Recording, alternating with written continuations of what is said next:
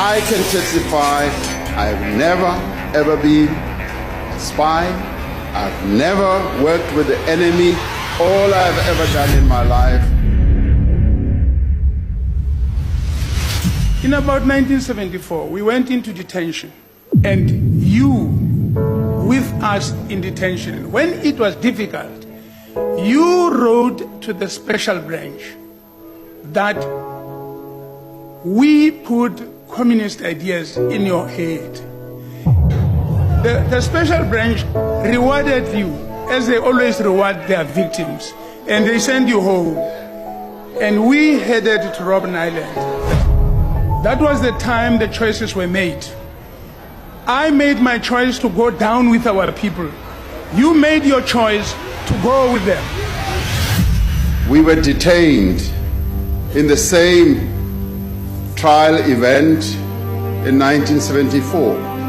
Now, my arrest was quite dramatic. And at the time, my father was a policeman. He was a police sergeant. Then later they started interrogating me, which was quite vicious. I will not go into that. My neighbor in the adjacent cell was another detainee, whose name I am not going to disclose because something horrible happened to him. My neighbor then went and gave evidence.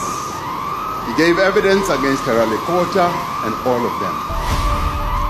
And as I persisted in my refusal to give evidence, they let me go, but they brought me back. And then I was released. Now, you know, when you deal with police, security police, there are three things that they want from you. It's either you cooperate with them, you give evidence against your comrades, or you become an askari and go and kill your comrades, or you become a pay. I reminded him that, you know, when we were invited by Steve Biko to go and fight for freedom, to make sure that our people have a better future, you were at university with me. We went together to join this thing.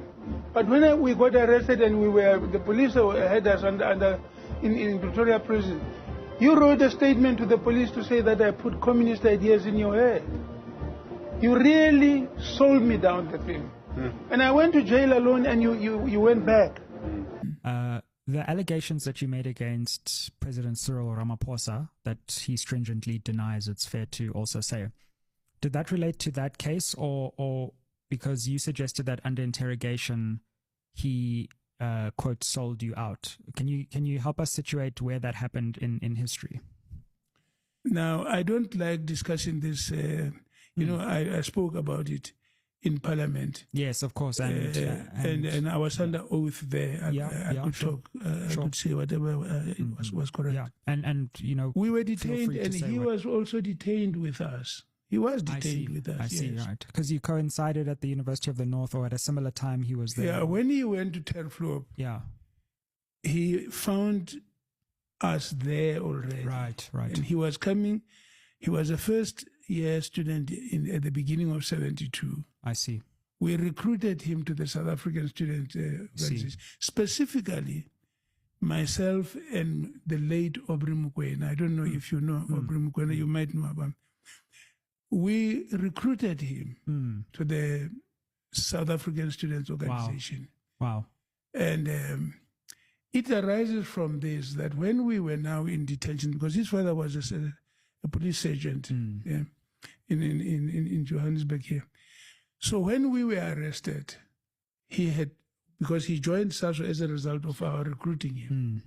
So when we were at the University of the North, and when we got arrested, and he got detained because I think some people must have mentioned that he was also a member of the South African Students Organization. I see. And he was involved in the SASO branch there. Okay. Now, when we were in detention, but because we really got assaulted by the police. Sure. So you had people made statements and all of that. When we were ultimately charged, he was not charged. When the trial ran, and when it was finished, Well, I must be a little bit more systematic. First of all, I said we were 13 when we were first charged. Now, and then, as I said, 4 of the accused persons were released at the end of the state case. Right.